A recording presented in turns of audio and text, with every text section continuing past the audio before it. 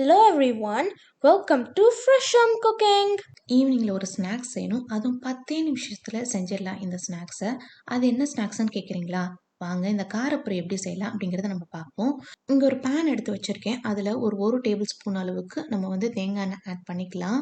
ஏன் தேங்காய் எண்ணெய்னு யோசிக்கிறீங்களா? இந்த பொரிக்கு தேங்காய் எண்ணெயில் வறுத்து நீங்கள் சாப்பிட்டு பார்த்தீங்கன்னா ரொம்ப டேஸ்ட்டாக இருக்கும்.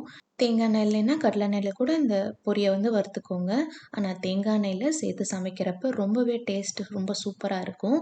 இப்போ எண்ணெய் சூடானதுக்கு அப்புறமேட்டு 1 டீஸ்பூன் கடுகு, 1/2 டீஸ்பூன் சீரகம், 1 டீஸ்பூன் அளவுக்கு உளுத்தம்பருப்பு, 1 டீஸ்பூன் அளவுக்கு கடலைப்பருப்பு, இதை 4மே போட்டுட்டு அதை நல்லா கோல்டன் ப்ரௌன் ஆகிற வரைக்கும் பருப்பு நல்லா வதக்கி விட்டுக்கோங்க. பருப்பு மட்டும் எப்பயும் கருக விட்டுறக்கூடாது. அப்புறம் சாப்பிட்றப்ப அது கசப்பு டேஸ்ட் நமக்கு வந்துடும். இதில் கொஞ்சமாக கருவேப்பிலையும் ஆட் பண்ணிட்டு அதையும் நல்லா வதக்கி விட்டுருங்க. காரத்துக்கு 6 வரமிளகாவை இந்த மாதிரி கிள்ளி எடுத்து வச்சுருக்கேன். அதுவும் இதில் போட்டு நல்லா வதக்கி விட்டுருங்க. மிளகாய் நல்லா வறுபடணும், அப்போ தான் நல்லாயிருக்கும். 5 பல் பூண்டை நான் 1, 2 இந்த மாதிரி தட்டி வச்சுருக்கேன். அதையும் இந்த தேங்காய் எண்ணெயில் போட்டு அதை நல்லா வதக்கி விடுங்க.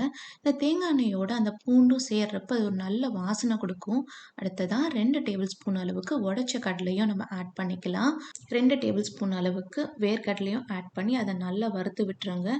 போட்ட எல்லா பருப்புமே மீடியம் ஹீட்லேயே வச்சு நல்லா வறுத்தெடுக்கணும். அதே காரணத்தை கொண்டு கருக விட்டுறக்கூடாது. 1/2 டீஸ்பூன் அளவுக்கு மஞ்சத்தூள் ஆட் பண்ணிக்கலாம். உங்களுக்கு இன்னும் காரம் வேணும்னா 1 டீஸ்பூன் அளவுக்கு தனி மிளகாத்தூள் ஆட் பண்ணிக்கோங்க. இப்போ நான் 3 கப் அளவுக்கு பொரி எடுத்து வச்சுருக்கேன். அந்த பொரியை இதோட ஆட் பண்ணிக்கலாம். பொரியை சேர்த்துட்டு ஒரு 3லேருந்து 4 நிமிஷம் அதை நல்லா வறுத்து விடுங்க. இதுக்கு தேவையான அளவுக்கு கொஞ்சம் உப்பு ஆட் பண்ணிக்கோங்க. பொரியிலையும் கொஞ்சம் உப்பு இருக்கும், அதனால் உப்பு மட்டும் கொஞ்சம் கவனமாக சேர்த்துக்கோங்க. பொரி எப்பயுமே மீடியம் ஹீட்லேயே வச்சு வறுத்து எடுத்துக்கணும், இல்லைன்னா சீக்கிரம் அது கரிஞ்சு போயிடும். நல்லா கலந்து விட்டுட்டே இருக்கிறப்ப பொரி ஈவனாக நல்லா வறுபடும்.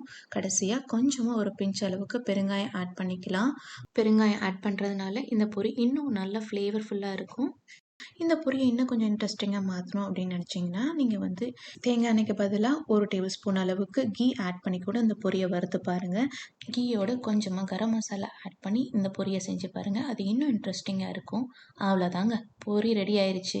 இந்த பொரியோட ஒரு சூடாக ஒரு டீயோ ஒரு காஃபியோ ஈவினிங் ஸ்நாக்ஸுக்கு இதை விட வேறு என்னங்க வேணும்? இந்த ரெசிபியை மறக்காமல் நீங்களும் ட்ரை பண்ணி பாருங்கள். இந்த ரெசிபி பிடிச்சிருந்தா லைக் பண்ணுங்கள், ஷேர் பண்ணுங்கள், மறக்காமல் இந்த சேனலை சப்ஸ்கிரைப் பண்ணுங்கள்.